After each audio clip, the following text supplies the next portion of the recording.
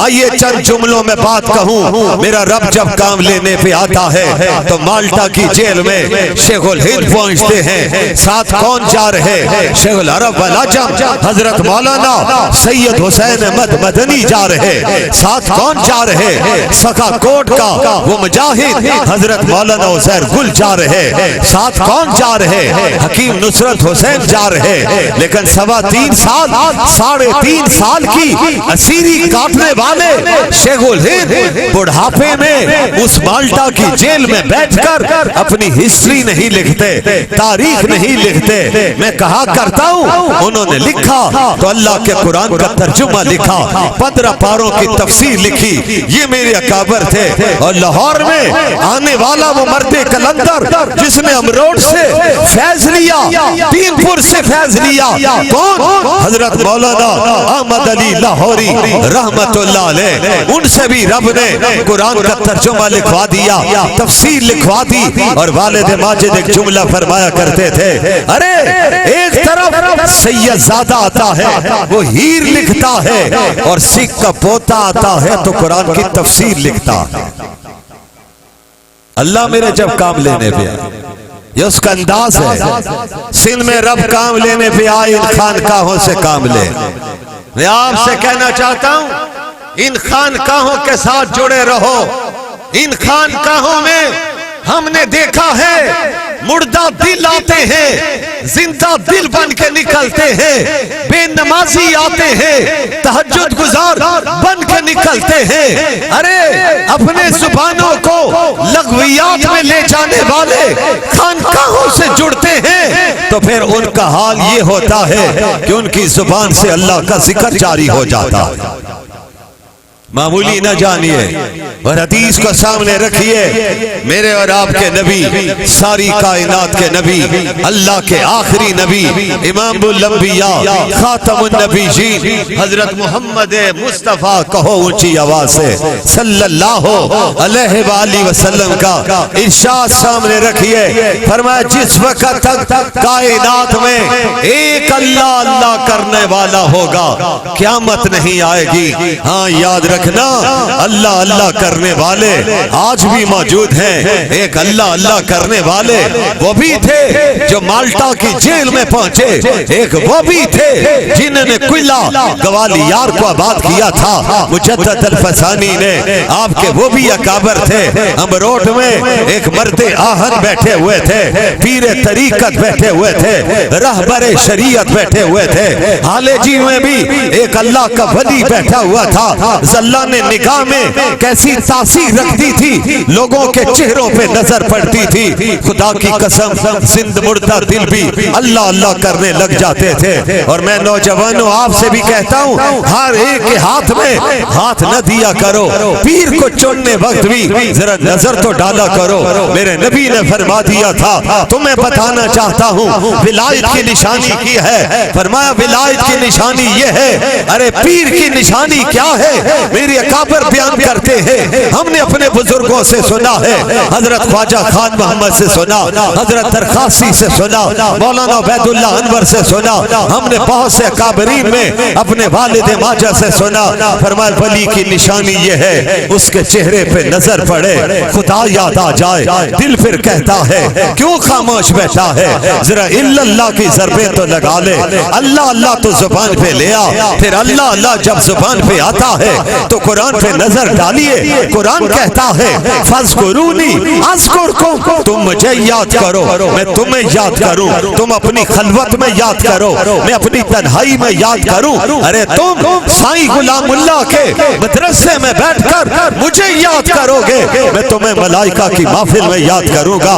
यकीनन आपका जिक्र मलाइका की महफिल में हो रहा है, उन्हीं बुजुर्गों का सिलसिला है, अल्लाह उसको चला रहे हैं और इंशाअल्लाह ये सिलसिला चलता रहेगा। जब बुजुर्गों के ताल्लुक जुड़ता है फिर एक मुजाहिद सिंध में मैदान में उतरता है, जिस मुजाहिद को शहीद इस्लाम अल्लामा खालिद महमूद सूरू कहा जाता है, जिसने अपनी जान हथेली पर रखकर मैदान में उतरा था। रब को उसकी आवाज कान कर इतनी पसंद आई कि परवरदिगार ने सजदे की हालत में अपने पास वापस बुला लिया है।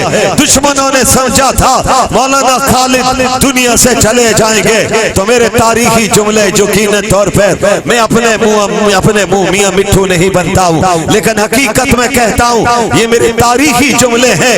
दुनिया ने समझा था डॉक्टर खालिद को हम जमीन में जब दफन करवा देंगे तो फिर सिंध की धरती पर जमीयत का नाम लेने वाला कोई नहीं होगा, जमीयत का परचम उठाने वाला कोई नहीं होगा। आओ सुनो दीन के दुश्मनों, आज सिंध की हर गली से, हर कूचे से, हर बाजार से सुनो इन बुजुर्गों के मानने वाले जमीयत का परचम उठा के मैदान में खड़े हैं और हम इंशाअल्लाह आखिरी सांस तक जमीयत का परचम उठा के रखेंगे इंशाअल्लाह। नारे तकबीर। कल भी खालिद जिंदा था, कल भी खालिद आया था। हजरत मोहतरम तफसीर का वक्त नहीं, बस अपना हिस्सा डाल रहा हूँ, फिर मैं आपसे इजाजत चाहता हूँ। सफर करना है, अल्लाह की तौफीक से आपके सामने चंद बातें रखी है। बिल्कुल आखिर में एक बात कहना चाहता हूँ। हजरत मौलाना अब्दुल समद को पढ़िए, जिन्होंने तहरीक खत्म नबूवत में आगे बढ़कर काम किया है, जिन्होंने पाकिस्तान में इस्लाम के निफाज के लिए काम किया है, जिन्होंने तौहीद के परचम को बुलंद रखा है। अकीदा खत्म नबूवत पर किसी को कंप्रोमाइज करने की इजाजत नहीं दी है। जमीयत उलमा इस्लाम का पैगाम निशान पैराना साली तक डटे रहे, मरते मुजाहिद बनकर डटे रहे। खत्म नबूवत के लिए उन्होंने पैगाम दिया था, तौहीद के लिए पैगाम दिया था, दीन के इस्लाम के निफाज के लिए एक पैगाम दिया था। आज मैं आपसे पूछता हूँ, सवाल करता हूँ कि आप उस पैगाम को जानते हैं और आज वादा करते हैं इन अकाबरीन की मौजूदगी में हम तौहीद का परचम झुकने नहीं देंगे। कह दो इंशाअल्लाह, ऊंची आवाज से कहो इंशाअल्लाह। खत्म नबूवत का परचम भी नहीं झुकने देंगे, इस्लाम का परचम बुलंद रखेंगे, जमीयत उलमा इस्लाम का परचम बुलंद रखेंगे, मैदान में डटे रहेंगे, मरते मैदान बनेंगे। आने वाला वक्त इंशाअल्लाह आपका आएगा, यकीनन आएगा।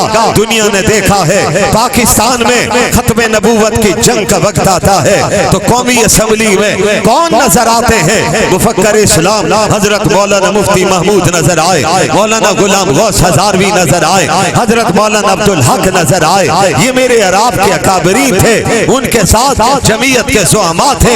फिर दुनिया ने देखा है 77 की तहरीक में भी जिसमें साईवी मौजूद थे, निज़ाम मुस्तफा के लिए कौन आगे क़यादत करते हुए नजर आए? मुफक्कर इस्लाम हजरत मौलाना मुफ्ती महमूद नजर आए और नामूस रिसालत के तहफ़्फ़ुज़ के लिए कौन मरते मैदान बढ़ा? हजरत मौलाना फजलुर रहमान बने। और आज दुनिया ने देखा है पाकिस्तान की इस्लामाबाद की अदालत में जस्टिस फाइज ईसा बैठे हुए थे, उन्होंने बयानात सुने थे, उन्होंने मौलाना तकी उस्मानी की तहरीर पढ़ी, मुफ्ती मुनीबुर रहमान की तहरीर पढ़ी, अल्लामा साजिद मीर की तहरीर पढ़ी, लेकिन जस्टिस फाइज ईसा ने कहा मुझे एक मौलवी चाहिए, एक मुल्ला चाहिए, एक मुजाहिद मौलवी चाहिए। जब तक वो कोर्ट में नहीं पहुंचते हैं कौन मुतमईन नहीं होगी कौन वो मौलवी है? हजरत मौलाना फजलुर रहमान है। मेरे कायद ने कहा मैं 72 साल की जिंदगी में किसी अदालत में नहीं गया हूँ, मैं अपना रिकॉर्ड नहीं तोड़ना चाहता हूँ। फाइज ईसा ने कहा मेरी दरखास्त है आप तशरीफ लाइए, सिर्फ आ जाइए, मैं आपको वेलकम करूंगा। मौलाना फजलुर रहमान अदालत में पहुंचे, किस शान से पहुंचे, किस आन से पहुंचे।